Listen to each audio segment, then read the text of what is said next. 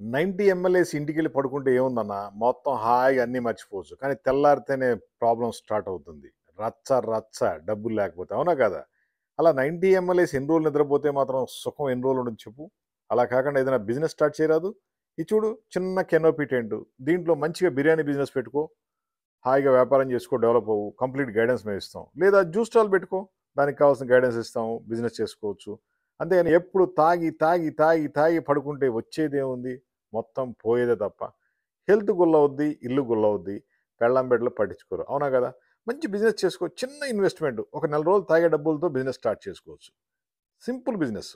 మేము టెంట్ ఇస్తాము, దాని లైటింగ్ ఇస్తాము, టేబుల్సు, చైర్లు, కార్పెటు సర్వం మేమే ఇస్తాం.